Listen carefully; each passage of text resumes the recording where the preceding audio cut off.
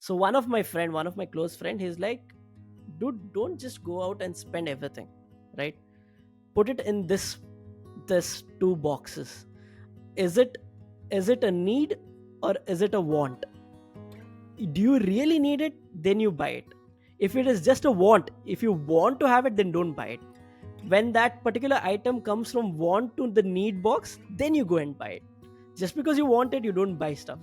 You need to have a purpose of that thing in your current situation in order to go and do that purchase. So that was one amazing tip. Be kind to one and each other. Talk to people, share your things to people with whom you love. Always know that there is someone out there looking out for you, even though you might think no one's there for you, but there is someone out there who is there with you. Always make sure you voice it out.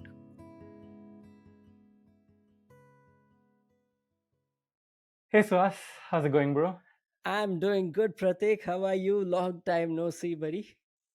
It has been a while, yeah. About 9 years, I think we were talking before we started recorded. We started recording since we've Eh, seen each other. yeah, it's been 9 years. The last time I saw you was probably on my farewell. That was the last time I saw you, where you guys Right. put up a farewell show for us, and probably after that, I don't think we've never crossed roads so that we could have a chat later after that. How are you? Have you been? All good, all good. Just life goes on. Right now, like in school, doing grad school. So that's about Okay, it. Before we get into it a little more, let the people know who you are, what you do right now, any likes, dislikes, personal sure. ambitions, anything and everything Sure. you want to share with the people on the internet. Sure, buddy. So, hey guys, welcome back to Pratik's channel. My name is Suhas, and first things first, thank you for having me on your show. Uh, I am Of from course. Mangalore, born and raised. Been here on my life. Just for a year, I had moved to UK for my masters. So post that, again, I moved back to India, and then I was working in corporate, and now I am working with my dad on our family business. Apart from that, I'm a YouTuber and recently a podcaster. So that's about me. I love sports, playing have been playing sports all my life. Passionate football lover, a very enthusiastic cricket lover. So that's about me. Anything about sports and into media, I'm always up around for a conversation. Awesome, awesome. Just to set the context for everybody, because we started talking about it, we both went to school together. Suhas was my senior by a year. It was Mount Carmel Central School in Mangalore. Yes. And yeah, I was in ninth when he was in 10th, and we had done the farewell thing all those years back. It's crazy to think that it's 9 years back because it feels like it was a while back, but time also flies. So it's just crazy to assume, or not assume, but just sit and gather all of that since it's been a while. But anyway, any connections? I know I saw your episode with Vignesh, Yeah. but are you in touch with the MCCS gang other than Vignesh? Yeah, I mean, I have a couple of friends who I've been in touch regularly. Like, there was Melrick, and there's Vignesh Mm-hmm. is like my neighbor. Like, we just live very close by. Then there's Melrick. There's Arjun, Astel, Vineet, Rigel. Mm-hmm. So yeah, there are a couple of friends. Sweeney, like Sweeney, Prerna, Samantha. We keep meeting often. Like, few people are not in India, so they are abroad. So whenever they come down, we make sure, like, at least for a day. I know when people come from abroad, they have their own schedules, and I'm pretty sure you might be knowing that, because you will have a certain amount of Yeah. time and you'll have a cut to cut schedule. So we make sure we pull out a day and just grab catch up and grab some drinks and just talk about the olden days. So yeah, that's about it. And recently, one of our classmate Rigel got married, so that was a big thing. So yeah, that's how I've been in touch with my school friends, the MCCS gang. So yeah, how about you? Have you been in touch with anyone from your class? Yeah, on and off with Pranav, Omkar. Hmm. I know one time when I'd come down, we had hung out. Like it was me, Pranav, Sonal, Numan. I know Amina. I think Ashita was there. There were a couple of other people there. I'm forgetting. I'm sorry, but um, yeah, there were a few people. I think we hung out. That was the last time I think we hung out. We hung out. That was 2019, I think. But yeah, I Oh, haven't been able to hang out since because I've only been back okay, once since COVID okay, happened, and okay. it was quite a short trip. So it was in and Yeah, out, busy, and then I yeah. came back. But yeah, isn't Arjun over here in the US?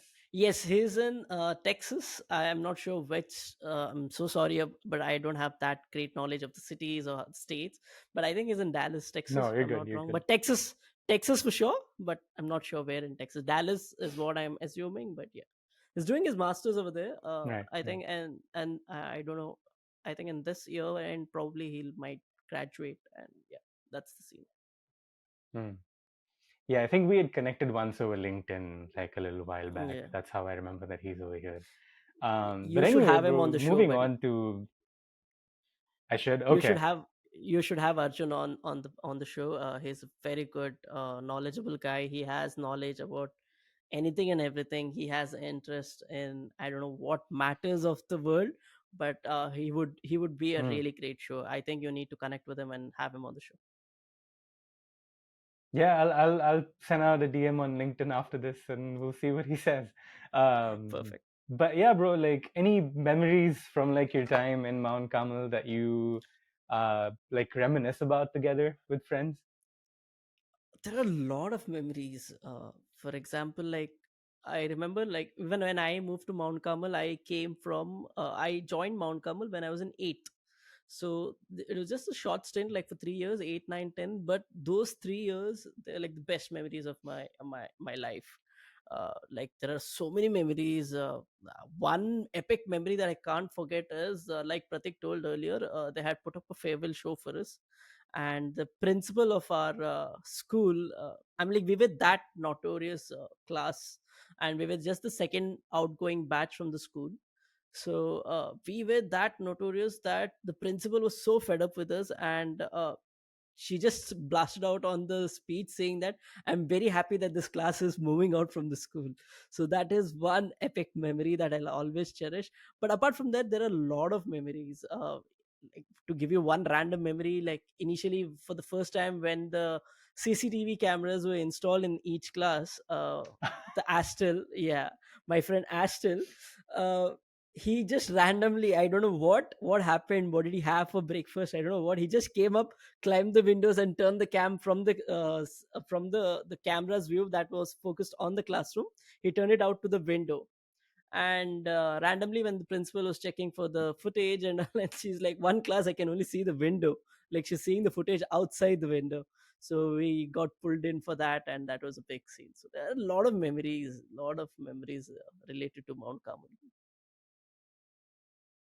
Yeah, I mean, one of the memories when you mentioned the CCTV camera that came to mind was we were playing cricket, and I think with the clipboard and paper Yeah, balls, and I think we got caught for that once too in art class. And I remember we used to play like 10th versus ninth or 8th versus ninth, whatever it was, yeah, like soccer a lot of the times. yeah, soccer, yeah, And that also used to be fun. That yeah. also used to be a lot of fun. So the thing was, like when Pratik was in ninth and I was in 10th, the boys number of boys in our class is very less. Like out of the whole strength, out of 44 or 45 that we had just 18 boys. So when we used to have a game spirit, the number of people to play on each side would be very less for the ground that we had. So Hmm. when we were in 10th, Yeah. they merged the game spirit of the two classes, that is the ninth and the 10th. Right. So that is when we used Mhm. to mix around, since we had a very less number, we used to mix around with you people. But again, the senior junior clash used to be there, like, no, let's teach ninth people one lesson today, and then we used to have inter-class battles, where during it could be basketball, we have played basketball once or twice, and then soccer a lot of times. So yeah. Yeah. Yeah. Yeah. Yeah. Soccer a lot of times I remember for sure. Yeah. Um, yeah. In terms of, you said you had mentioned earlier that you moved to the UK after on work. What was your experience in the UK like? That's a whole another story, dude. Like for example, so I moved to UK in 2019. So I moved to UK in Hmm. October. Yeah, October for my masters. So I did my A masters in great time. management. Yeah, I'll tell you, it's a good story. I mean, this is amazing. All right, so I moved to UK for my masters, and I did it from Colchester, University of Essex, Colchester in UK, basically. So the first couple of months was totally fine. Until then, I was a spoiled brat. Okay, spoiled brat in the sense, like, I had all the comfort around me, like food and going around, everything I had. So when I went to the UK and I started, the first 1 week was, I felt like it was a vacation. Like, seriously, I just came for a vacation, because we hadn't finalized on the housing situation. All right, so we were staying in a good hotel, and so for the first week it was like a vacation. I went, okay, fine, I've come here for vacation. Until then, it didn't hit me that I'm here for my studies. All right, so the first week passed, and then we moved in. There were a lot of problems in the house that we moved in. The house was good, but there was a lot of issues in the washroom, like the shower wasn't working properly, and the heating was not working properly. So that was a big tussle between the homeowner and us to get that fixed. uh, Apparently we won and we got that fixed, so that was cleared. And then, like I told you, over here in India, I was with a lot of comfort. Even if I have to go and buy a small amount of groceries, I should take a vehicle out there. But there, back in UK, I didn't have anything, I had to walk. So I got used to walking a lot over there. All right, so the first month was good, second month was good, third month was good, up and until March it was totally fine. But in December, COVID hit, right, all over the world, and the numbers were increasing in China. And then the second place where it increased, second or third place where it increased, was the UK. So until March, the COVID scene in UK was totally okay. But March is when they announced publicly that UK is going under a lockdown, so you're not allowed to move anywhere around.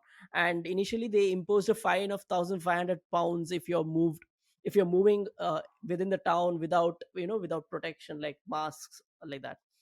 So I'm like, okay, fine. And then, okay, the COVID happened and the lockdown happened. Okay, first 1 month it was totally fine. We're chilling. We're just doing our dissertation work, and okay, fine. From March to September, we were at home. We couldn't go out anywhere, even though the restrictions imposed was gradually decreasing, but we couldn't do anything. I was working part time over there. Due to lockdown, the part-time owner, the owner of the job, is like, it was a restaurant business, basically. So restaurants were closed down, right? It was only for takeaway. So restaurant owner was like, I don't think we need that much help over here right now. So once everything goes back on, I will let you know. So okay, then, no job, free time, you just chill, sit and play and do your dissertation. And that was UK. Once the restrictions started going down, businesses started opening up slowly and slowly. All right, so and then I started searching out for jobs. But they came the second hiccup: they weren't giving jobs, because they got to know that people can do the same amount of work remotely. We don't need that many help on site. So I'm like, oh, that's a difficult situation. Like, because, see, for any a student that's going away from his home and going to another country for doing his studies, it is sure that he wants to get back the amount that is invested, right? At least to clear up the expenses and get back that amount back. So in my mindset also, it was the first thing. The quality of life is good over there. The environment is good over there. Everything was like, anyone for that matter, an international student will think of settling down, right? So I'm like, okay, fine. My ideas were different, and then I went there, and they said there are no jobs. I'm like, okay, that's a new situation. I started end up applying to, I don't know how many jobs in a day. Like, I started applying. There was no this thing, no replies. At one point, I was that hopeless, that I started printing out my CVs and going and giving it to random businesses in the town.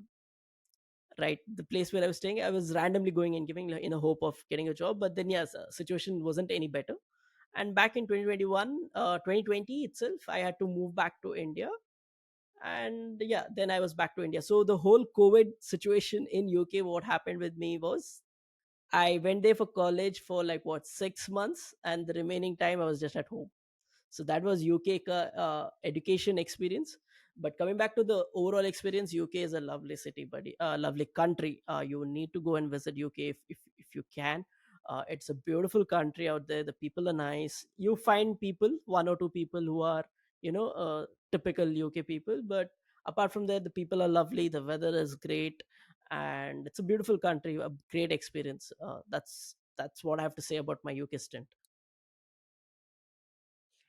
Yeah, UK is definitely something, or a country rather, that's on my bucket list because I want to go and watch some Premier League matches over there. Did you get the opportunity to do any of oh, or was it during that time when they had no Yeah, matches? yeah, so that was the time, Uh, like COVID ruined my whole experience of UK in such a way that I couldn't even explore UK totally. The only places that I've explored is, one, the town I hmm, was staying in, that's the Colchester. Second town was second city was London, because you had to move to London in order to catch the flights back to home. And the third was Manchester, where we took a vacation for a week at the max, and look at my bad luck, I went to Manchester to the time where there weren't any games. So we weren't even allowed inside the stadium to take this stadium tour. So we were just allowed to go to the official store of the stadiums, and then just click some pictures outside the stadium. So yeah, COVID basically ruined my whole UK experience. hmm. Would you go back? Oh, I would love to go back. But then again, looking at the country's economy and the current situation there, and I recently got to know they're officially into recession again. So it's looks a bit difficult, but I would love, if given an opportunity, anytime, anytime, any day. For sure. What game would you watch if you had the opportunity to go back? I support Manchester City. So the one game that I would love to Hmm. watch is the Manchester Derby, Manchester City versus Manchester United. That would be amazing. I had the opportunity to visit the Etihad Stadium, but I have made a pact with my friends who I used to live in UK, saying that 10 years from now we will go back to the place where we lived. We will bring those memories back, and then they promised me that we will go and watch a Manchester Derby match. So looking forward, it's already what, like 4 years down the lane. It's 6 more years to go, but sure, I will watch a Prem match. Awesome, awesome, awesome. Any Champions League games that you would want to watch, would UK or somewhere in the Europe and in the continent of Europe? Uh, any Champions League match for that matter. I want to watch Champions League match in Germany. I've heard the Germany fans are really good. Like one of my cousin had the opportunity to go and watch Bayern Munich play a match, and he was saying that the best fans you'll ever find is the Germany fans, because they get a whole different aura to the stadium when their home team is playing. So I would love to watch a Champions League match in Germany, but Premier League match in Manchester. Look for the Manchester Derby. Mm-hmm. Awesome, awesome. Would you want to go and watch cricket there as well? Cricket. If I'm watching cricket, I want to watch the a test match happening between Australia and England at Lords. Australia and England at Hmm. Lords, preferably the Ashes. That would be the best series to Right. watch. Yeah, Yeah, for sure. Yeah, because for me, like that's one thing, and then like I'd be very interested to watch Ashes match in Australia or any maybe even Australia versus India in Australia. I think that'd be an interesting experience. yeah, Um, we sort of opened talking about like sports and interest in yeah, sports. yeah. Do you follow any other sports more often, or is it cricket and soccer that you follow more closely? It's mainly cricket and soccer, but apart from that, I do follow UFC, a bit of boxing. Like if there are any big names that are up in the cards. Apart from that, um, I would say if there is any Olympics going on, like if there's any games going on for that one, like athletic games, I do follow that. But yeah, mainly soccer and cricket. Those two things. If I have to rank them in our country, cricket comes way above everything, and then soccer is right Sure. next to it. So cricket and soccer is the main sport that I follow. But like I told you, UFC at times, and then boxing at times. If there are any big names that are making sound in the card they're playing. Hmm. Hmm. I'm asking this question only because I wasn't in India when this happened. Sure. Um, but what was the mahal like after the final of the World Cup? Oh God, I don't know if you've noticed in the episode that I did with Vignesh also, that was one complete different segment. Dude, to be very honestly, there are Yeah. a lot of people that haven't moved on from India Australia final, right? Because I still remember there was one press conference where Ravi Shastri told that if India is ever going to lift the World Cup, it's going to be this year with this team at in India.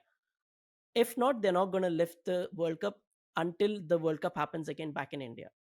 And one more thing that blew my mind is the captain of Australia cricket team, Pat Cummins, when he silenced the whole press conference, saying that there's nothing more joy than silencing 100,000 people in their home own crowd and lifting the World Cup. Don't quote me on it; these are not the exact words, but this is what he meant. So yeah, I'm like, once the Indian bat, like we started playing very badly in the first innings itself. When we started playing batting itself, our batting lineup was totally missed. One thing what I believe is our cricket team. See, again, everyone is entitled to have their own opinions, right? So this is what I feel. Like our cricket team is very emotional. They can't handle the pressure when it comes to big games, right? So I mean, just for instance, look at the performance of India in the whole tournament, right? They won 10 games, right? 9 group matches and one semi-final, and then they moved to the final, right? 9 games, amazing performance. The semi-final, okay, we won, but the final, the one game, the one penultimate game that you were supposed to perform and get that trophy back home, that is where we couldn't be our best. So one thing is our team couldn't handle the emotions, and I don't blame them also, right? Even we as Indians, like, we worship cricket over here, right? So we put a lot of pressure on them, and eventually they are humans, even the pressure builds on them. So yeah, that happened. But on the brighter side, if you see, Australia also weren't in a commanding position until Travis had started playing. Until Travis had actually picked the momentum, they were in a similar situation of what India was. But that mentality of getting that winning run, getting the trophy, is what differentiated between India and Australia on that particular day. Yeah, like you said, every either one of the teams has to win and one team has to lose. It was just Australia's days. But I'll tell you, people are not yet moved on in India after the World Cup loss. Yeah, I mean, generally about cricket, we're quite an emotional fan base, right? Like, I mean, Mm. for me, I guess it's easy to say that we should move on because I'm sitting here, but I'm sure it feels much more heavier over there than it does over here for me. Yeah, Um, the thing are is, the people under nine. like, oh, God, I'm sorry. I just wanted to add one more point. The thing is, recently the under 19 World Cup happened, right? Same scenario. We played the whole tournament without losing a match. And look at the coincidence. The under 19 World Cup finals was against Australia again. And we lost the finals. So that was another salt to the wound. And just when you thought people are okay moving on from the World Cup final, now we have the under 19 final.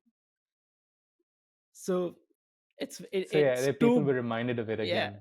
yeah, exactly. Hmm. Yeah, yeah, yeah. I saw that too. I mean, I wasn't following the Under 19 World Cup that much, but I saw it pop up on the news, and I was like, "Oh, here we go again." So it's kind of upsetting, but it's sport Exactly. after all. Hopefully, they Yeah, beat England and win the series. Um, probably. yeah. Again, we'll see. I mean, so far they're doing okay, at least in this third Test match. So Yes. we'll see what happens at the time Yeah. of recording, of course, because this is probably Yes. going to come Yeah. out a week or two later. Yeah. Um, Yeah, at the time of recording. But I know you and Vignesh also chatted a little bit, or I remember you guys chatting about RCB as well. Oh. And for those of you who don't know RCB, the team name is Royal Challengers Bangalore, and they play in a tournament called the Indian Premier League. It's the biggest cricket league in the world, and actually makes, I think it's the second highest grossing league in the world in terms of revenue under some category. If I can find that stat, I'll put it somewhere, but I think it's right below NFL or something. Yeah. But anyway, RCB is also one of those teams that's never won the IPL title in the past. How many years? 15, 16 years since the IPL Yeah. has been a 2000. thing? Yeah. 2008 the tournament started, and it's been 2024. So probably 16 years. We are trophyless. 16 years, yeah. Yeah. Trophyless. Yeah, yeah. I mean, we've had many opportunities, right? But they've all slipped out of our hands. I just wanted to ask one question: which team do you support in IPL?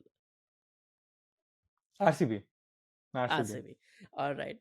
So to all the viewers out there, or to all the listeners out there, so we are RCB fans, all right. So we are either we are with RCB or we are not with any other team. So to give you a fun fact about RCB is that, like I told you, it's been 16 years throughout the whole season, and we haven't won one single cup. All right, and like Pratik mentioned, there were a number of times that we have come to the playoffs, we have come to the the finals, and by doing some silly actions, we have lost the cup. So yeah, being an RCB fan is very hard. Just to give you a reference, if you're a Manchester United fan right now, that is how RCB fans are. So Manchester United fans are the similar way is what RCB fan feels if it comes to IPL. Yeah. Yeah, I think that's a good comparison to make, especially with the sort of phase that United is going through right now, for sure. Um, Personally, I'm a Liverpool fan, but Okay. anyway.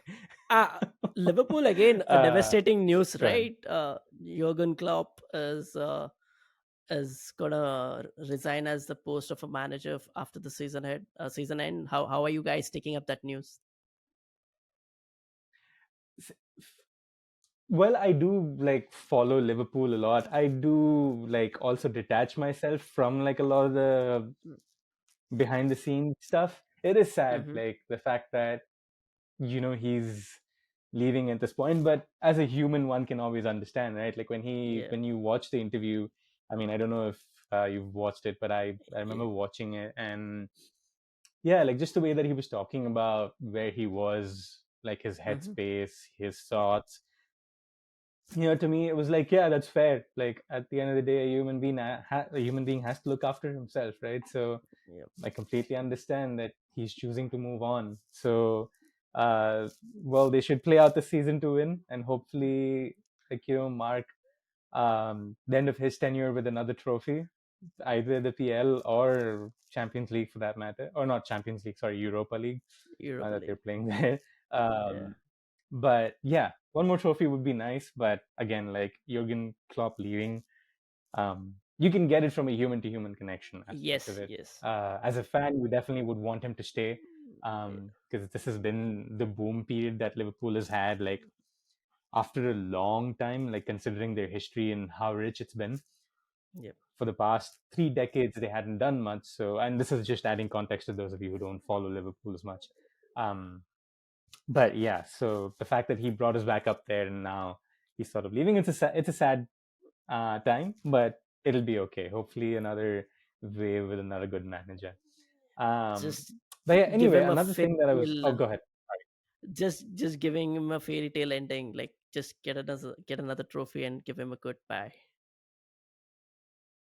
Right, right. Yeah, yeah, yeah, for sure, for sure. You mentioned something about your time in the UK, which I wanted to get back into, Yep. about how it sort of changed how you were living in some sense, because Yep. you had a lot of comfort living back home, but then Yep. moving to the UK, you sort of, uh, it's sort of sink or swim, like metaphorically Yep. speaking, right? So, Yep. what was Yep. that journey of like learning that for you?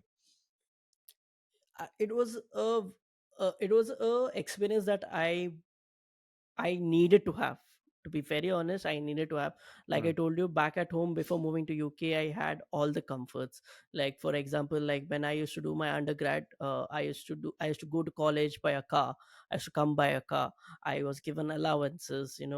Anything that I need would be at my hand, like in given a time frame, right? So like it is only when you move out of your comfort zone, or your comfort level, that you get to know the real value of things. For example, money. So before moving to UK, money wasn't a problem, right? Like anything and everything you want is either given by your parents and thing like that. But once I went to the UK, that is where I learned the value of money. Like every pound that I earned over there, I knew how I earned that pound, so I knew the value of that pound, right? So for every pound that I earned, I knew how many tables I waited. I knew how many times, even though I didn't want to have a conversation, I had to make a conversation. Even though there were times where my day is terribly wrong, I mean the day has gone terribly wrong, but I had to put up a smile and make sure that I am on my best, so that I can give my 100% in the job. And when at the end of the day, when you get that paycheck, right, I mean, like, okay, you got this paycheck for this particular month, and you actually feel happy, right? Like, oh shit, this is what I've earned, this is what I've done. And you actually learn a lot of values. For example, until when I moved to UK, that was the first time I was staying all by myself, right? And then that was the first time I started managing my own expenses. That was the first time I wasn't having the comfort of moving around so easily. Like, for example, with the vehicle, I had to rely on transport and public transport, or walk to places. So everyone out there, you guys have to have this experience in order to know the exact values of things that you have, and be grateful to the things you have. There are many instances where I saw in UK that people, they couldn't afford a meal for one time of the day. So such experiences are really important to any individual, so that they are really grateful to what they have, and also to understand the value of the things they have in life. So that experience was really needed for me. What was what was the feeling like after you got your first paycheck? uh I still remember, like, it I used to work only on the weekends, all right? So it was to be Friday and Saturday. So I used to get Hmm. around 60 pounds for the 2 days. I was underpaid, but I was getting paid 60 pounds for the 2 days. I still remember the first weekend. So Friday I went to the job, and they used to pay me on Saturday. So Friday and Saturday they used to pay me at the end of the shift on Saturday. I still remember, I have a picture I clicked. I clicked a picture of the paycheck that I got, and I have still kept it in my on my phone, and I sent it back home, saying that, dad, mom, I got my first paycheck. And that feeling is something that I can't express in words, because you get that joy, right? You get to know what hard work is. You get to know, uh, before, when you spend, let us say, 100 rupees, you wouldn't think that much when you're spending 100 rupees, right? You say, okay, it's 100 rupees at the end of the day, like, it's not a big deal. But when you earn that 100 rupees and then you spend that 100 rupees, that is where it all comes into picture, saying that how difficult it is to earn that 100 rupees, and how easy it is to spend that 100 rupees. So that feeling was really good. A sense of accomplishment, you could say. Not a great accomplishment, but it is a sense of accomplishment, saying that I earned my first salary paycheck. And yeah, a moment of proud joy. You're already thinking of what you'll do with that 60 pounds, because you had your bills to be paid, you had groceries to be picked up. And yeah, that was a different feeling. First of the feeling, but yeah, one of the best feelings. I still have the picture. I'll see if I can find it and send it to you later. Okay, okay, sounds good. Sounds good. Would you mind if I shared it, if like you can find it Yeah, yeah, on sure, like you can put the it, episode? Or yeah, yeah, okay, it's just a picture of the money that I got. But yeah, you can put it. I have no issues. okay, okay, okay, okay. Sounds good. Uh, I did want to ask, how did you spend your first paycheck, if you don't mind sharing? uh I just told you, I just put it on the bills. I had internet Yeah. bill, I had I the place where we're staying, it was rent only. The bills weren't included, so I had a lot of bills to be covered, like, Mm-hmm. for example, the water bill, the gas bill, and then the Wi-Fi bill, electricity. Yeah, so it went on the this thing, and a bit of for the savings. So that is, I was living on paycheck to paycheck, but yeah, I did have some good times back in UK. Hmm. Yeah, no, the reason why I was asking that is because, sometimes it's very easy to spend money which is not yours, but it's very hard to spend money that is yours, because it comes with that added baggage of, oh, what if I run out of this money, or like being in debt and so on and so forth. And like money that's not ours, like, we could easily or lavishly want to spend it at, like, oh, party or whatever, but when it's your own money, I think you think twice before you're about to do something. um Exactly, because like I Has was that? saying, Yeah, go ahead. like I was saying, for example, if I have to talk in dollars, like dollar is way more valued than INR, right? So I'll just put it in terms of dollars. You know how difficult it is to earn your first $100, right? It is so difficult. Yeah. If you're a student, if you're a student and you're working on part-time, you know how difficult it is to earn that $100. Imagine the same $100 was given to you by someone else. You wouldn't know the value of that $100. It was just a piece of paper which you could spend. But since you worked for that many hours to get that $100, you very well know, like, how many dollars is of how many hours that you've put into that work to get that $100.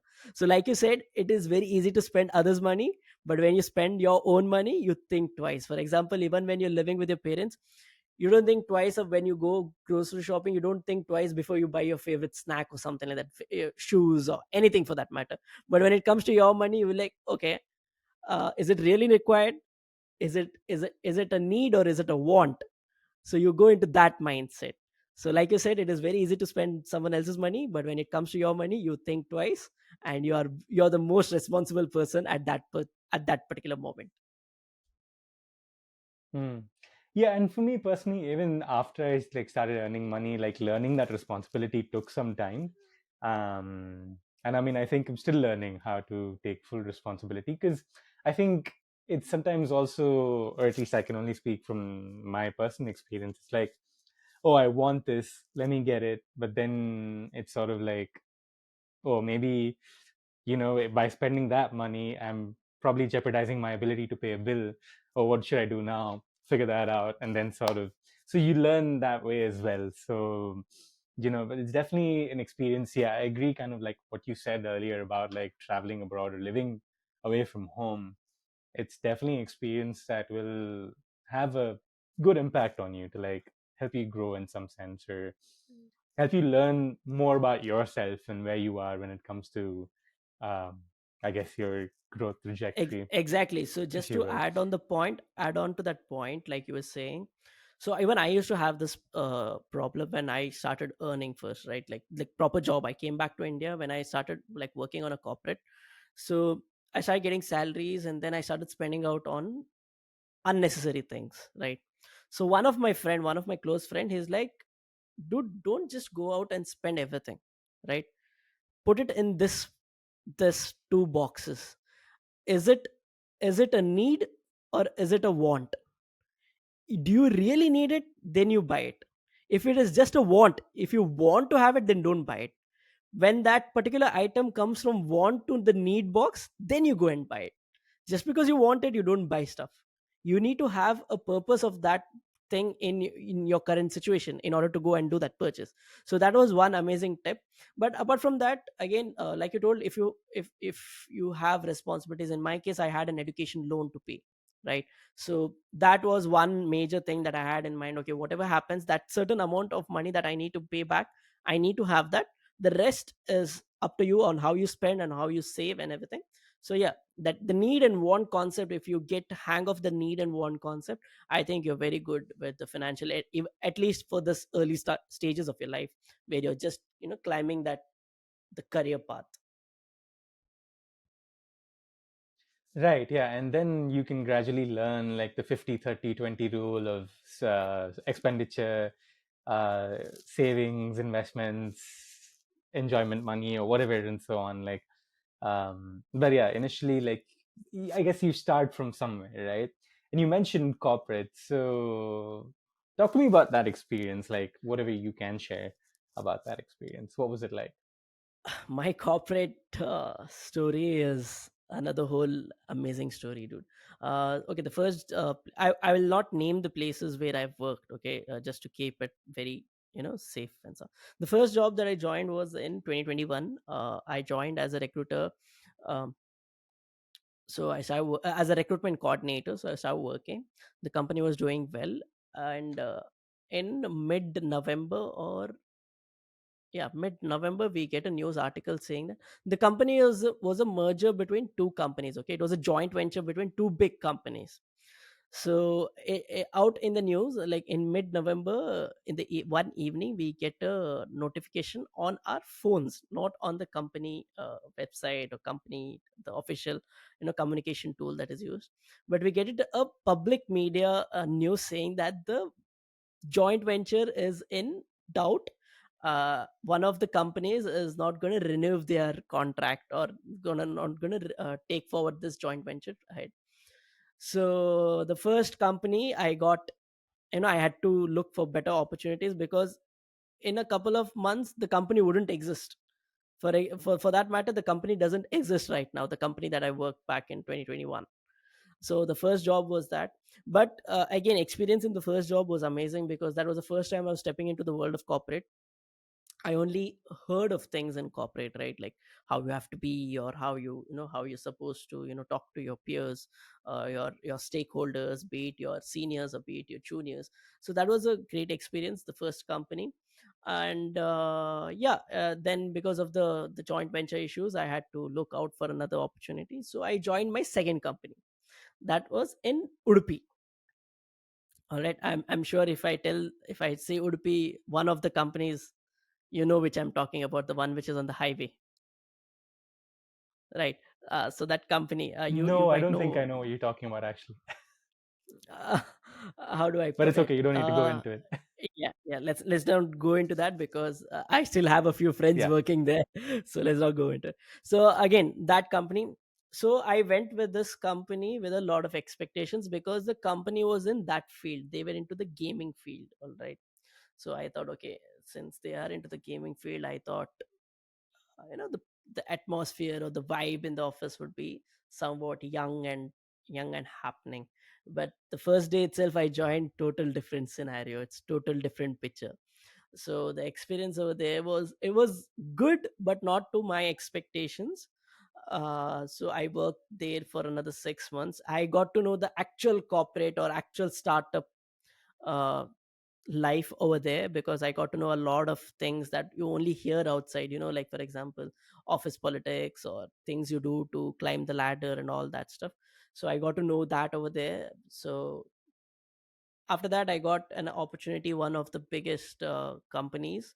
uh, there again, we started in 2022, August 2022, I started working there. And then again, 1 week into joining the new job, 1 week into joining the new job, we get to know that since the market is down, we're going to stop the hiring process. I used to work as a recruiter. My main job was recruiting people to the company, right? So you join 1 week into the company and they say they're going to stop the hiring process for the whole company. You have no job. So no, I wish no one should get this notification or a message coming to you within 1 week of joining to a new company, saying that the job that you're going to do is going to get on hold right now, so that there are some situation happening. So yeah, just 6 months down into that, because of the layoffs, I got laid off, and that was my corporate life. Gotcha. Wow. A lot of up and down, up and down, up and down in a short span of time, Yeah, I'd yeah. say. Wow. Are you looking to go back into the corporate world, or are you just sort of like going to focus on working with your dad at this point? Yeah, so since a year I've been working with my dad. All right. I don't know why this is seen like this in the society that I live in India. I don't know why it is seen this way. I could be totally wrong again. This could be just my situation, but I don't know why people say that, like, since I'm working with my dad, most of the people that my parents have met, and when they tell them that, what is your son doing, it's a common question whenever you go out in India. People usually tend to ask what their kids are doing in life. I don't know why people are so nosy in other people's life, but yeah, that is what has been happening. And that is when people ask my parents, what is your son doing, and when they tell them saying that, he's working with me right now, he's into the business and is looking into my business, people tend to give a weird reaction. Like for example, if I tell you that my son is working with me, it is an immense proud thing, because he's working with me into the something that I built out of scratch, and he's going to take that forward. But to my amusement, it's a total different scenario. One, I still remember one of the one person said this to my mom, saying that, uh, what's the point of him going to UK and coming if he was going to do the family business itself? So people don't understand that yes, you can go and do your masters anywhere in the world. It could be in your country or it could be any other country, but still want to work for that business that your parent or your family has built from scratch. I can proudly say that my dad came from his native to Mangalore with nothing, with nothing, no financial background, nothing, and he has built his business with hard work and all with his sweat, right? So that is something that I'm very proud of, and I was very looking forward to take it forward. But then yeah, people's opinions and people's thing actually got to them. Initially they were very happy that I was looking after the business, but uh, as times goes, it got to them, and they were like, recently they have started saying that, you know what, I think you need to go back to the corporate world for a couple of years, and then uh, probably when the time is right, you can come back and join the business. So actually I am on the job hunt as we are recording this. So yeah, I am looking for opportunities right now. Gotcha. Gotcha. Yeah, I mean that. I guess that sort of mindset of looking at things that way, it just exists in society, right? Like I wouldn't say that it doesn't exist in other parts of the world, but I guess we hear more of it because we're just so connected as like a community in Mangalore. Um, and yeah, like I also think like sometimes we also forget that we've had similar experiences in our life where we went somewhere to do something, but then now we've come back and we're doing something else. And it all of a sudden, like you forget that you've done that, but you have a problem with someone else doing that. I don't know. Like I'm not saying that people have followed the same path, like oh they went to the UK and then came back, but in similar ways, like someone might have gone to Bombay, didn't work out, came back, now is living in Mangalore, right? Um, we all know those kind of people, and like there's nothing bad necessarily with that, there's nothing wrong with it either. Like it's just an experience of life. You come back, you work, you're as long as you're making what you want to make and doing what you want to do, Exactly, I that's think my we're okay. point. Like yeah, like that's my point. Like even when a baby is growing up and he or she starts walking, it's not that they walk perfectly in a go, right? They tumble, they fall down. It's only that matters is that they get up back and walk past that.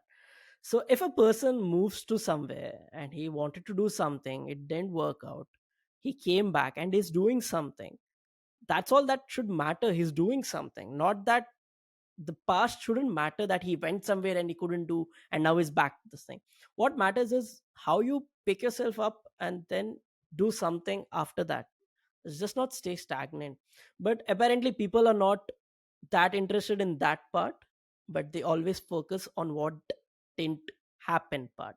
Like for example, in my case, I went to UK, I couldn't settle back in UK, or I couldn't work in UK. Now that I'm here, people don't see the fact that I am helping my dad in my business, but people are seeing the fact that I couldn't be successful in UK. They wouldn't know the backstory, they wouldn't know what happened when I went.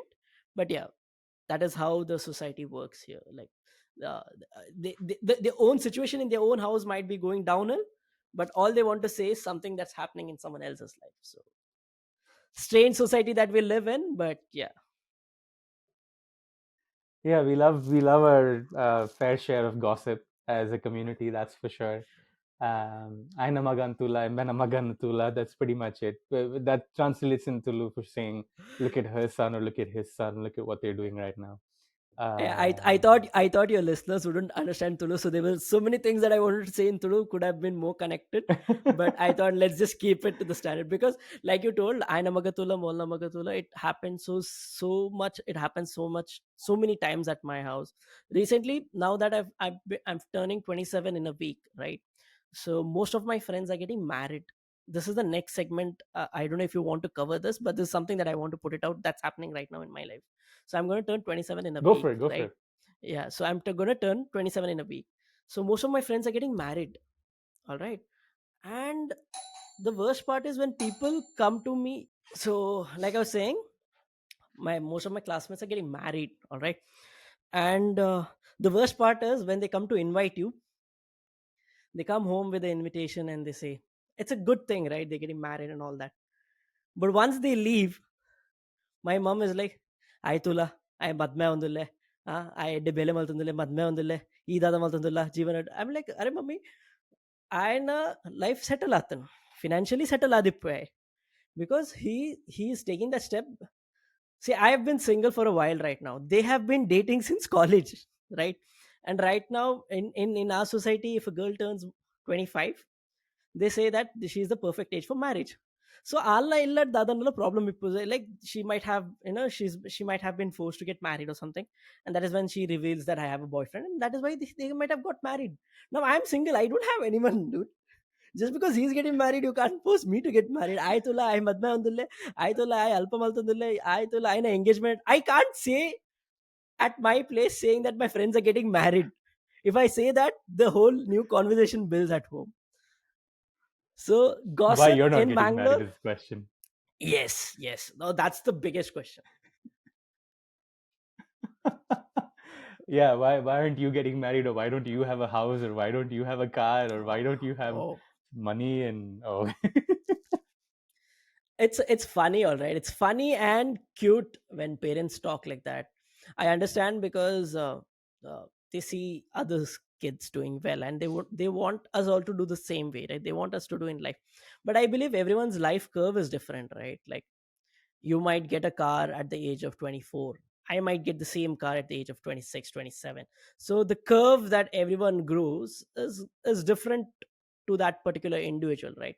Sometimes parents don't get that point saying that okay, ಆಯ್ದೆತ್ತಿಪ್ಪೆ ಅಂಚಪ್ಪಂದು ಯಾನ್ಲ ಎನ್ನ ಕಿಸೆ ಟಿಪ್ಪುನ್ ₹20 ఆయన కిసೆ టిప్పున్ 2 లక్ష ఆಯ್దెత్తే ಬಂದು యాన్ల దెప్పెర ponda. That is my foolishness. Just to give a context to people listening out there, just because he has $200,000 and I have $20 in my pocket, that doesn't mean that he could afford the card so that I can also go and afford the card, right? So that's how things are here in Bangalore. no, exactly, exactly. And I think sometimes we forget that even we've had those experiences. Like I'm talking about it from their perspective. Like Yeah, even if they look at themselves, right? Like, and again, I'm not trying to put anybody's parents down. It's just, I guess, a sense of reflection that would be nice if people had that. Um, in the sense that when you were 25 or you were 26, you probably didn't have a car. Maybe your friend did, but you didn't. I mean, if you did, great, good for you. exactly. It's okay. Like But I'll you take my might have not had something. So, yeah, I'll take my example of my own dad. My dad got his first place all by himself at the age of 35. You can't expect your son to get a house by 22, 25. Yes, you've given the comfort, you've given him education, but that doesn't mean you've given a boost for him. That doesn't give him that like how do I put it, like a nos in a car. Just by pressing button you go fast. It doesn't happen like that. Everyone has their own curve, right? Everyone has their own pace. So parents sometimes they forget, like you told, they might have the similar experiences. They themselves might not realize when they're talking it to you. yeah, yeah, totally. And again, like you said, right, like we can understand where they're coming from because they want the best for their kids. Yep, But I think that also tends to lead to arguments and things like that. So finding that fine balance is always helpful. Like realizing that it's okay, like as long as you're putting in the effort to get somewhere, then I think it's okay. But if you're just sitting on your hands, then yeah, that could be a problem. Um, but if you're trying to get somewhere or do something, then you're okay. Like you'll get there when you get there, or when you can get there. But for now, put in the exactly, effort. And yeah, exactly. just because just put the on others. doing Oh, those. go ahead. Yeah, just put. I was just trying to tell. Just do what you're doing. Might the result that you're looking forward might be a bit late, but keep doing what you're doing so that your only thing that I've learned is your efforts don't go wasted. I mean, like your efforts don't go is not ruined because you might not get the result right away, but somewhere down the line, that result is gonna come to you. Just it's all a matter about patience. Patience is what I believe. Absolutely, absolutely, for sure, for sure. Um, because I don't know, it's kind of funny to also think about all of this and imagine where we were like 9 years ago, and how like life changes so quickly. Um, but I guess that's just the way life is, right? Exactly. Like if you would have asked me 9 years ago, uh, like would you ever imagine that me and you one day we'll be sitting thousands of miles apart and talk about, you know, wedding and life, you know, what's happening in each other's life? Would you just imagine? Back then the only stress we had is when are the tests happening, when are the exams going to happen, and how many games period are there in a week. That is all that used to matter. But right now when you see things how they've changed, you have a lot on your plate. It could be your plate, it could be my plate. We might be fighting our own battles, you know. People are fighting their own battles. But just imagine 9 years back, would you be ever have you ever imagined that we both would be sitting like this talking about each other's life and, you know, how things are right now? It's totally different. It's totally something I can't put words into. Yeah, yeah, for sure. Yeah, like no, I definitely wouldn't have imagined doing that 9 years back. And for that matter, I probably didn't imagine doing a podcast until like late 2020 or like mid 2020. So, um, you know, life comes at you in many ways. You you do your part and get where you want to go. So, Exactly. um, that's just how it is. Yeah. I just had one question to ask you. Since we both Hmm, were hmm. in Mangalore, right? So you told after PU you moved to the States. I just wanted to know how that transition happened. Like this happened with me also when I was in India, and then when I moved to UK, you know, that cultural shift is there, right? The things that you see here are not the same things that you see there. So how did you adjust to that? Now you've been living there good for like good 7 8 years, if I'm not wrong. 7 8 years. Yeah. So how did 7 that running culture? on 8. It's been 7 years, yeah. Yeah, yes, 7 years. So I just want to know how did you adjust to that cultural shift that you had from Mangalore to now in Oklahoma? I think, well, for me, firstly, in terms of like homesickness and such, because I was already living away from my parents, because my parents were still living in Dubai at that point when I was living in India with my grandmother, right? So for me, like living away from family wasn't necessarily much of a struggle.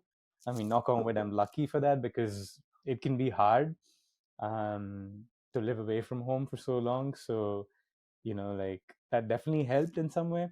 Even in terms of the cultural shift, it did not feel as jarring, to be quite honest, because I wonder if my time of living in Dubai and then living in India sort of prepared me for it.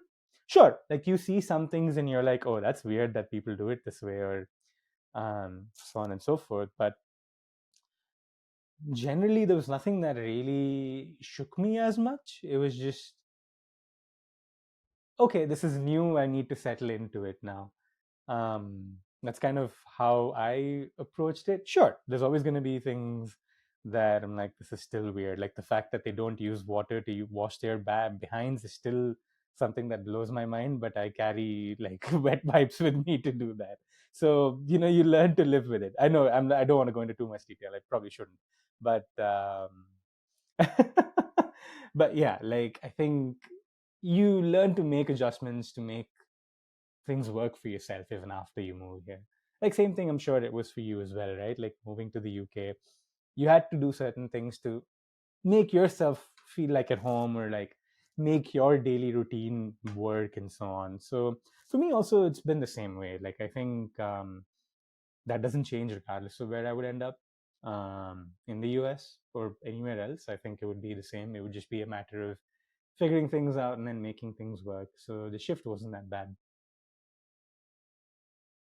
Perfect. So it sounds, I mean, it feels so good, you know. You're like, when I used to believe, like when I moved to UK, like I thought, okay, am I the only person who felt this? But it feels good that, you know, people around also have felt the same. So it was good. It was good. And the back part that you mentioned, totally true, because it drove me nuts during the COVID when people were doing panic shopping. Like people are fighting over each other for toilet wipes, dude. Like toilet paper. What is wrong with you? There's water. Just clean your backs using water. Why are you people fighting over paper? So yeah, that's one thing that I would totally agree with you. Yeah, the priorities, right? The priorities of society, toilet paper, and what one's son or what one's daughter is doing. Like the juxtaposition of it all is just wild. It's set to that But yeah, level. It's set to that level. It's either toilet papers, and then it's, what other sons and daughters are doing. So right, right, exactly, exactly. But yeah, dude, like for you, like were those what kind of challenges did you have like about specific things that took you a little while to adjust or you had to adjust to in the UK? uh one was, like I told you, um, the movement, like logistics part, because I wasn't used to walking a lot over here. Like that is when I realized, how important, to be grateful for the things that you have over here. It was that I was a kind of reckless kid. Like, okay, fine. When my mom used to say go get something, I'm like, fine, I'll just take the vehicle and go, even though it is just like a 5-minute walk. But there, when you started using the public transport, and it's not like I haven't used public transport before, but use it on a regular basis, that is when you realize, how grateful you are for the things that you have. So one would be the logistics, one would be just the feeling of getting things the minute you wished for it, right? So like I told you before, when I was here, whatever I wanted, it was just like that. Like if I say I wanted a phone, and I would have gotten the phone. But when I moved to the UK, and when I realized the value of money and how hard it is to get that sum of money in order to go and get that purchase, so that is one thing, like getting things, or getting the things the minute you want it. And then, yeah, those are the main things that shifted. One was homesick. But then, like I told you, once I started going to the job, I wouldn't have that much time for me to feel homesick, because I had to come back, get ready for school, and get ready for the college the next day, finish up the assignments, and prepare for the dissertation. Once you're just done with that, once you get back from college, you just have a quick window to grab something to eat, and uh, get a quick meal, and then back to job again. You had to earn that money in order to sustain over there. So yeah, those were the main difficulties. Best part was I had gone with two of my friends from India. So we lived together. So that was something that made it a bit easy to stay there. Apart from that, those were the things, like I mentioned. One is the logistics, and one was that the comfort of getting things whenever you wanted, which I learned how difficult it is. And yeah, the other thing was homesick, if technically it is. So yeah. Yeah, that makes sense. And like I can sort of relate to the fact that keeping yourself busy is usually one of the ways to deal with homesickness. Maybe it's not the best way, I don't know, but I felt that way too over here when I was an undergrad, and even now as a grad student, like doing things, constantly working, going to school. Like for me, I was also like involved in like school groups and all that sort of stuff. So that definitely kept me busy and like didn't give me enough time to think about the other things.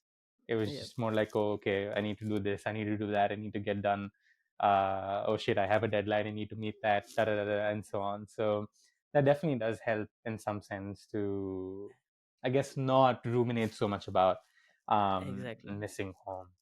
But yeah, like what was one thing that you missed the most when you were in the UK about Bangalore? Food, bro. Kori roti and chicken Oh, sukka. yeah. I'm so sorry to get that up to you, but Kororiti and No, chicken it's sukka. okay. It's okay.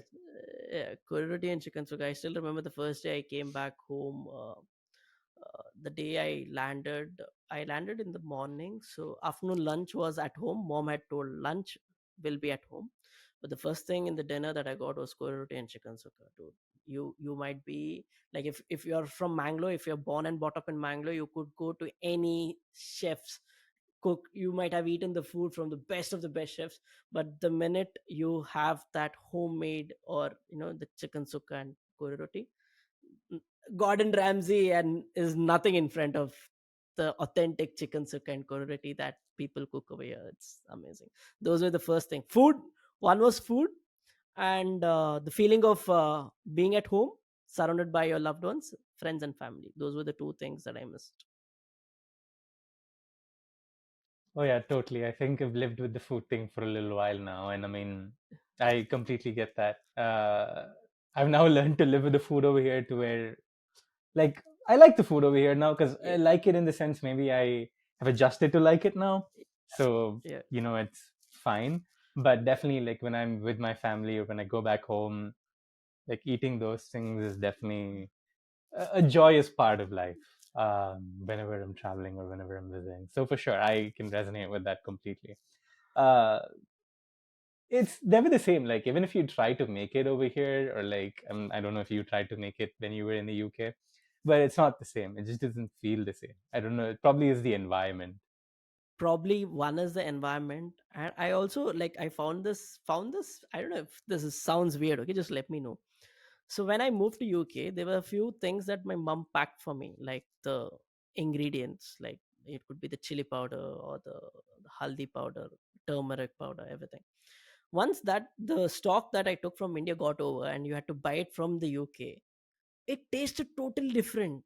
The chili powder from India was totally different to the chili powder from UK. So I totally understand, or relate to the thing that you just said. Even though you cook the home food that you used to eat in India back in the UK, it wouldn't taste the different. That is why they say, whenever your mums cook, they cook it with love. That is what gives that extra touch for the food. So that is one thing I could totally relate when you told that. For sure, yeah. And I think like the potency, like I think it's very potent. Like the masala we get from home is Yeah, very potent, whereas the masalas they sell over here are not as potent. So that yeah. probably adds to that lack of, I guess, flavor and depth. Um, would you consider yourself a foodie? I'm not a complete foodie, but I do like Hmm. eating. But I like, even though my portions are small, the amount of food that I eat is small. But yeah, I wouldn't consider myself as foodie. But yeah, I do the things that I love. I eat them. It's like that. I'm not a Hmm. foodie, but yeah, the things I love, I eat them. And the quantity that I eat is Hmm. very less. Like if you see me eating, you would be like, this is the same amount a baby eats or a 5-year-old kid eats. So I eat, my portions that I consume is very less. But yeah, I love what I eat. That's Or shall I put it this way, I eat the things that I love. Something like that. Hmm. Hmm. Hmm. Got it. Got it. Got it. Was there anything you tried in the UK that you liked? uh Cheeseburger. I wouldn't like to mention, cut this part, okay, if this is very this thing. A cheeseburger, I wouldn't want to say No, the no. If ingredients in you're the okay with cheese. it, I'm okay with it. No, I'll just stick to the cheeseburger, but I just want to give you the context. It Okay. was the cheeseburger that you get over Yeah. there, Sure. right? Yeah. So Sure. one was the Sure. Sure. cheeseburger, and what I really loved over there was the pub culture in the UK. The the pub culture over there is totally different to what pubs we have over here. Uh, Over here, the pubs are like, it is extra glorified, like all these lights and all. There it is so beautiful. You just enter a pub or a bar. It is a small place, with a few tables, and you have people serving you, and it's such a good vibe. So one was that. One more thing that I tried was, I would say, meat platter. Uh, Not like the ones which you get in Mangalore over here. Basically, over here, when you say meat platter is basically different types of tandoori that is put on the same plate, right? Over there, it was different, the meat platters. So, yeah. And I tried fish and chips. That was a big revelation to me, fish and chips. Mm, I also wanted to try what is fish and chips, but I tried fish. Have you tried fish and chips? I haven't. No, not in the UK context. No, I don't think I've Okay, tried it here either. to give you a quick rundown of what fish and chips is, basically our pakoras are there, no? Pakoras. Mm-mm-mm. Same thing with fish, but they don't put any seasoning to it. There's the fish, the batter. It's the Mm, beer batter, and the fish. That's it. The thing they give us is a packet of vinegar and a packet of ketchup. That's it. That's fish and mm-hmm. chips basically. And like chips is what chips is to them is like French fries to Fries, us, right? exactly. The fries in UK, fries in the US is the chips in UK. Right, right. Yeah. And they call chips the chips that we know like Lay's and all. They call it crisps, if I'm not mistaken. Crisps, yeah, crisps or wafers, crisps basically. Yeah. Yeah, yeah, yeah, yeah. because like there's some things that I've eaten over here too that I'm like, oh, this is nice. Like, uh, so I guess you learn to like sort of like some things over here too eventually. Yeah, yeah. What's the Yeah. best cuisine that you've had over there? Oh, right now what's coming to mind is ramen, like our Japanese Okay, food. okay, I'm not a big fan of sushi generally, but I like ramen a lot. Uh, Maybe it's in my mind because I had some recently. okay, Um, Ramen. Oh, and yeah, big shout out to Mexican food for sure. okay, okay. It's really good. I mean, again, like I've probably not had the most authentic food. I've Mm-hmm. had it in some places, um, but Oklahoma, for example, is not known for its Mm-hmm. food, or at least I, like internationally inspired food. okay, They do have like good southern or Oklahoma style food in different places. That's nice, but specific to like Japanese cuisine or Mexican cuisine, I'm sure there's better available in other parts of the country. Um, for some reason, like right now, what's coming to mind is I actually had some biryani in a food truck in New York, and that was probably the okay, best biryani I've had in the US. okay. I just want one follow-up question to the biryani that you told. What's the Indian cuisine Yeah. scene over there? Because you give me an answer, I'll tell you my experience of Indian food in the UK. So, what's the Indian cuisine scene in Oklahoma right now? Oklahoma or in the US in general? In Oklahoma, it's probably not that great compared to it Mm-hmm. is maybe in New York or in California or like along the coast or maybe Mm-hmm. even in like Texas, Dallas, and like Houston and all those places. I'm sure it's Mm-hmm. definitely much better than it is over here. That is Okay. 100% a certainty. It is getting a Okay. little better here too, like because there's more migration of Indians to parts of Oklahoma now, Mm-hmm. compared to before, more so from like an international student perspective. So I do feel like it's getting a little better. But yeah, it's definitely much better in like other bigger cities for sure. Okay, now coming to my experience, like I told you, I was working in a restaurant, right? So I was working in an Indian restaurant. Now I'll give you a quick rundown about how the restaurant was. So the name of the restaurant was Maharani Indian Restaurant. Okay. So the name of the restaurant is Maharani Indian Restaurant, owned by a Bangladeshi, giving out Indian cuisine cooked by a Romanian chef. And that is how the Indian cuisine style was over there. Okay, so what blew my mind was a Bangladeshi is running a Indian restaurant, still understandable, but the chef has to be an Indian or a Bangladeshi, right, in order to give that authentic taste. The chef is a Romanian chef. The chef who cooked Indian food was Romanian. That like blew my mind. Worst part, okay, fine, still fine. So I was serving one day and one person ordered chicken tikka masala. I'm like, oh my god, okay, chicken tikka masala, I think chicken tikka masala would be nice.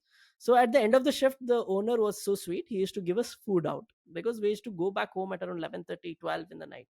So it's like he used to give us food so that we don't have to go back to the place and then cook for yourselves and have.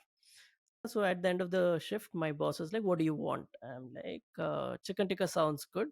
And he was so sweet. He cooked chicken tikka. So when you hear chicken tikka to an Indian, you think it is filled with spice. It's gonna be spicy, a bit spicy, and it's gonna be tasting good. So I went home. I opened the meal that he had given me, and I took the first bite. It just put me off, dude. Like, I thought chicken tikka masala to the one that I had in India to the one that I'm having in the UK is totally different. Like, what could just give me an answer? What could have gone wrong? Oh, a lot of things. I can see a lot of things going on because I've had similar experiences. The chicken tikka masala that I got was totally sweet. It was like basically having a dessert with a few cubes of chicken in it. So Hmm. that is why I asked you, like, what's the Indian cuisine scene over there? Like, I found it really funny. Yeah. Yeah, no, the one thing that like vividly I remember was, and this makes it, I mean, for me, it makes it kind of sad because it was right after I got my first paycheck. I was like, okay, maybe I should go get some Indian food, first paycheck. Let me just go and like try something. So I went to, Eh, I won't name the restaurant. I went close by. Um, and they had a buffet. I was like, okay, cool. I'll go and eat food in the buffet. I ate everything. Okay, like some things were not flavorful, some as you know as we know it, but it was fine. It was Yeah. decent. Then I took the gajar halwa. Oh god, I took the first bite. Gajar halwa is sweet. For those of you who don't know, it's a carrot-based sweet dish or dessert that's usually made with milk and carrots and some sugar or jaggery and so on, and some butter or ghee, depending on whom you ask. But it was everything but sweet. It was bitter. I don't know if the milk had gone bad or what had happened, but no, I did not go to that restaurant for a while after that. But then I think they changed the chef or something, and the food got a little better, so it's okay now. Um, but yeah, similar situation again where a Nepali is running an Indian restaurant. I don't know about the cooks in the back, but for sure I know that it's run by a Nepali, which I think is still okay. Like if it's run by a Nepali or a Pakistani or a Bangladeshi, I think that's okay. But if it's a Romanian guy cooking the food, yeah, I have my questions. See, that is what I feel bad for the people in the West or in the UK, right? Like when you enter in, like, for that matter, any cuisine, it could be Japanese, it could be Mexican.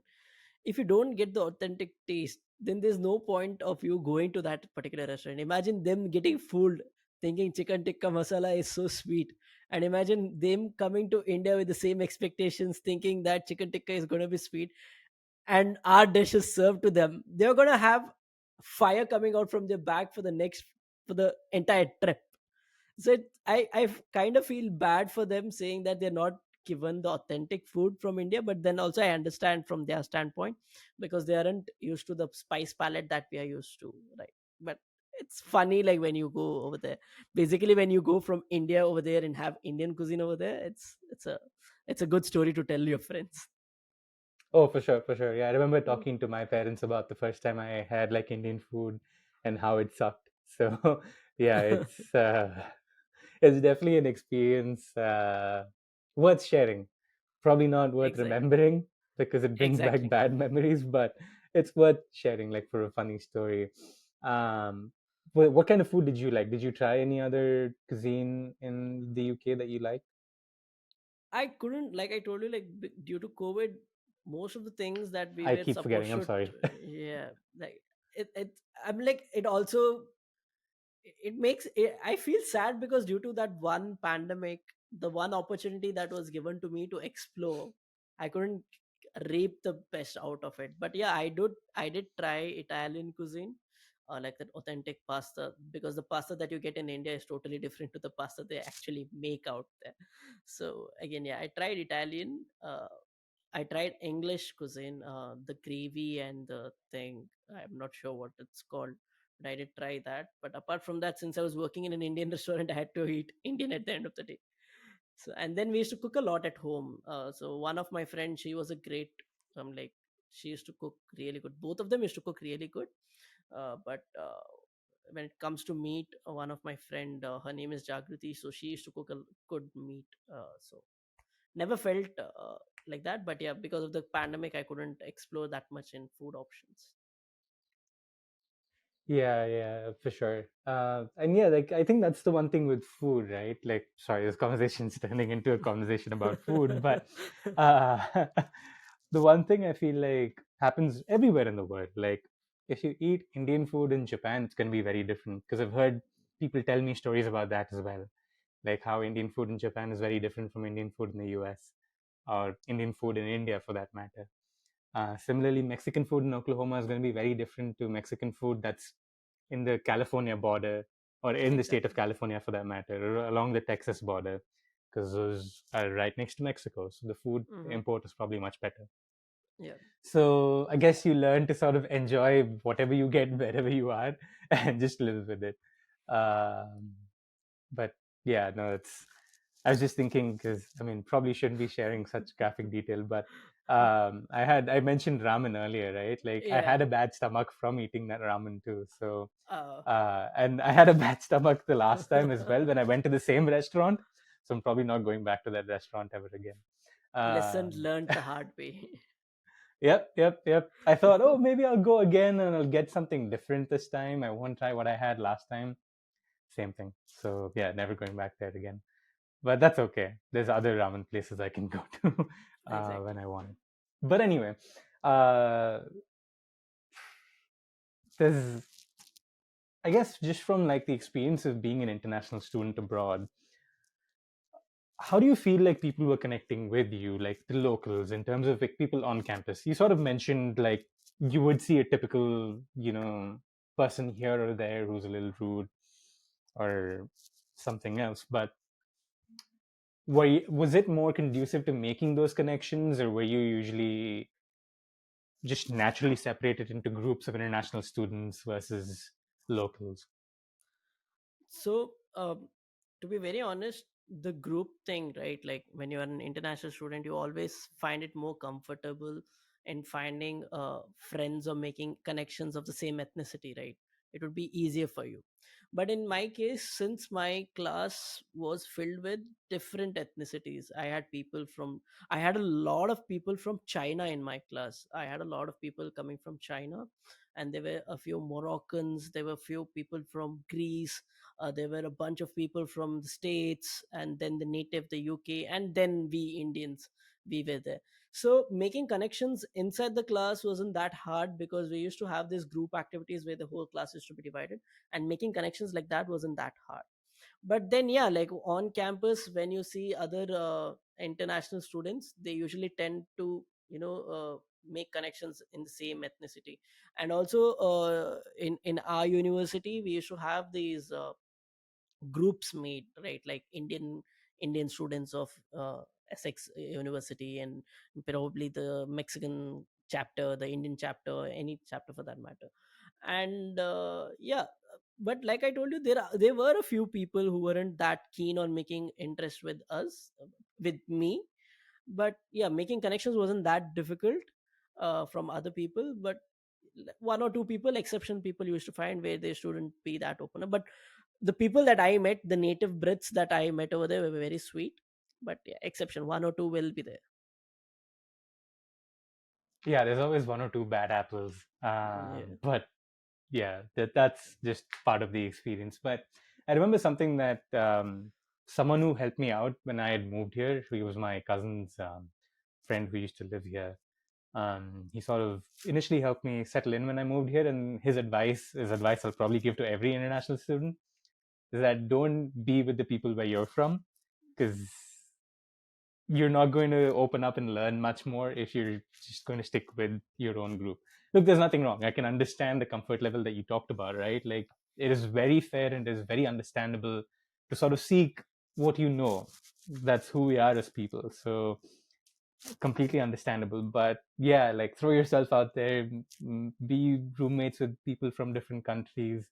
Um, that's a fun experience in and of itself, because it's unlikely that you'll get those experiences every Again. off, like you won't get those experiences so often. So Yeah. when you do get the opportunity, like for any student who's thinking about going abroad, definitely like live with people who are not from India, if you're from India or from any other country. Because I initially, like, well, I moved the first time I moved in, I had an American roommate, and then I had in between a Yemeni roommate, who's Yemeni and Slovak, like half Yemeni, half Slovak. Um, then I lived at a point with three Vietnamese guys, um, and yeah, that was a blast. But yeah, so like those experiences definitely like create much more memories. That's for sure. You said that there were a lot of people from China and like a few people from Morocco. Uh, any curse words that you learned from them? No, like again, like I told you, there's something nice about finding comfort in your own people, right? So they, since Right. they came in a huge number, they used to only interact with their own people. uh, they used to hardly talk to us, and they used to have different names from their original names, so that it would be easy for the people in Brit to pronounce their name. So yeah, the people from China, they were very smart when it came to math and all. They were very smart. even before the lecturer explains what the sum is, or like what the actual problem or the definition, how to work it out, they would have at least figured it out, the basics of it. So they were very smart when it came to the education part of it. But like you told, making connection in that terms, they were very secluded, and they were only making friends with their own community. They used to have a Mm. different chat only for them, and there was one chat with the Mm. whole of us. So it was like that. I wouldn't say it was weird, but yeah, again, I understand them on their part as well. They find it way more comfortable talking to their own people, right? So it was like that. And I totally agree Mm. with your cousin's friend who gave you that advice. My advice to any international student who is flying out from India is the same. um, Try to make as many friends from other countries or from other people in your classroom, not just Indians, because you're going to learn a lot from them. For example, like when you told you had so many different roommates from different ethnicities, you get to know a bit of their culture, the way they live life, the way they see life in their views, right? And that's going to help you a lot, which is going to give you a lot of exposure as well. So that is my great advice to all the international students. Just because you are Indian and you find it easy to talk to another Indian, just don't do that. I understand you need that, but also try to make friends and make connections other than Indians when you're an international student. That would be my biggest advice to the students who are flying out. Right, yeah. And even if you don't want to live with them, I can understand that living with someone from a different country can be a huge step to take, because just the food that they cook, their cleanliness manners, and so on are going to be very different, which can affect your experience. So I can understand if you don't want to take a step that far, but Yeah. a more easier step to take would be to just go and talk to these people and be in circles where these people like from other countries are also involved, because that's definitely like an experience I'm very grateful for, is that I got over here Hmm. in Oklahoma, because funnily enough, or maybe not funnily enough, there's like people from all over. Like I've met people from Korea, Malaysia, China, Vietnam, parts of South America. Like we have students from Bolivia, from Peru. I've met a guy from, or a couple of people actually from Nicaragua and so on. So you never know where someone might be from, or like that some countries exist unless you have those conversations with people. So yeah, like branch out a little, uh, Yeah. and have those experiences. I mean, I can understand if you're an introvert, because I am. Uh, Partly an introvert, I would say, because I can also have like my moments of being around people, but I have my moments where I need to sit down and like just be by myself.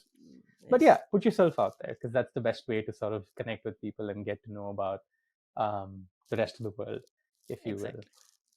Yeah. If there's any lesson other than the ones that you sort of shared about like coming out of your comfort zone and like valuing money, what else did your time in the UK teach you? Was there anything else that it sort of gave you? uh See, those were the main lessons, but apart from that, the importance of knowing how to live independently. That was one of the other biggest lessons that I've learned when I lived in UK. Because even though I had friends from here that I went to over there in UK, at times, like you told, there are times when you wanted a to be alone or be by yourself, right, to get something sorted. So the importance of learning to be independent and doing to know things to do on your own, that would be one of the biggest lessons that I've learned in UK, apart from the other things that I mentioned before.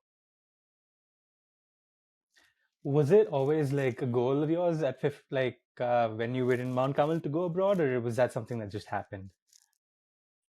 To be very honest, I had various goals to it. Like if you remember in Mount Carmel, the report cards, I think in the back or in the front, they used to ask you like, what do you want to be?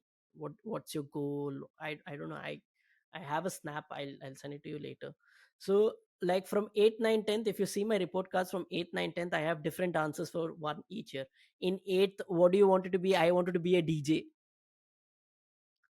All right, in my 8th standard report card. In my 9th standard report card, I said I wanted to be a professional cricketer. In 10th standard report card, I said I wanted to move abroad. So moving abroad was somewhere there from childhood, from back then. but it got concrete. I mean, like the idea of moving out to from India became very concrete only once I was in my third year of my graduation. That is when I realized, okay, I need to at least think of it and give it a try. And probably the dream of going abroad was always there, but yeah, that was Mount Carmel report cards. That was a total different scenarios. What do you want to be? I want to be a DJ, professional cricketer, and what not. Hmm. Yeah, I actually don't remember that. I don't remember what I might have written on mine now that I think about it. But yeah, like it sort of all comes to a point where you realize that what you wanted in childhood is probably not what you want when you grow up, right? Um, and that's just how it is. And again, like there are some people who wanted to become cricketers and they were kids and they have become cricketers. So Yeah. there's those people as well, but it's not that way for everybody. Um, but I don't think it's something to be disheartened about, right? Like it can be very easy to sort of feel bad that you don't know, or not that you don't know, but um, you're not what you wanted to be when you were a child. But then I don't know. Like, do you have any thoughts on that? Yeah, like, see, I just wanted to say what I think about it. Like, see, like you mentioned, there are people who by young they have thought of being a cricketer and they've been cricketer. What happens with people like us, what we wanted to be in childhood, we are not at, what we are not that at the moment, is we've had that amazing experience of discovering different things at different point of life. But when you compare to the people who thought of that and then they're that now, they've only focused on one thing. Very good, kudos to them, because it takes tremendous effort and dedication all to be that. But if you look at us, I wanted to be DJ and then I went to UK and then I went to corporate. Now I'm working with my dad and now I'm doing YouTube podcast. There's that beautiful journey of going through that different things you wanted to be in different point of life. So I think that is nice and fun. But also, yeah, it's a different thing. Like you told, it's something that we can't put it out in words. We can only enjoy that journey. But yeah, that's something different. What did you want to be when you were a kid? Oh shit. One thing for sure was army. I Ah, was like, oh, I want to do army for some reason. I didn't really have a strong reason. I like at least not a strong reason that I can think of right now.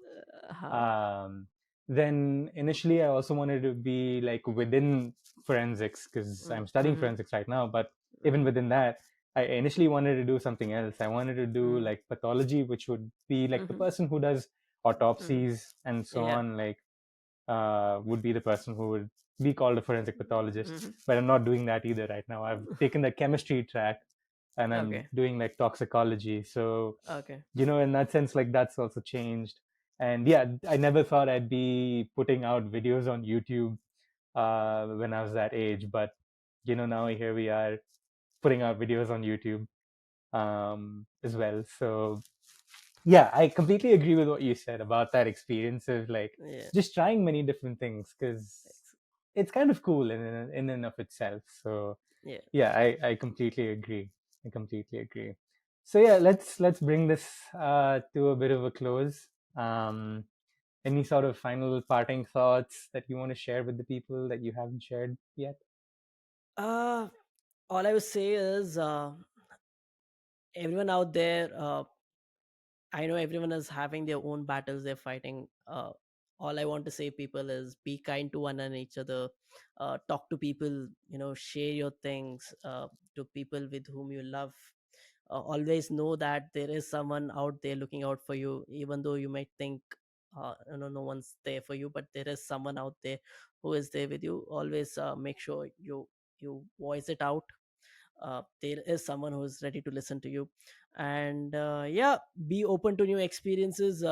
Try to take life the way it comes, not to stress a lot on how life is. I always say, try to be like a water, not the bottle, so that if the water is poured into different types of bottle, you get adjusted to that bottle. So try to be like water.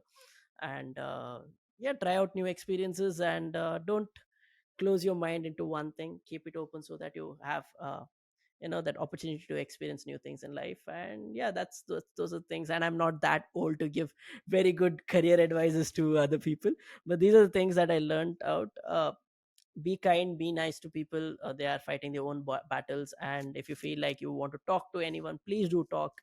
uh, right now right now the thing like right now, I wouldn't say, but mental health is very important right now in the current scenario that we're living in. So please do voice out your opinions and feelings. There, if there is someone that is ready to listen to you and they want to listen to you, you just need to find that right person. And yeah, take care, stay safe, and love what you do and do what you love. Beautiful, beautiful, awesome. Uh, Thank you so much, bro. I really appreciate you taking the time to do this.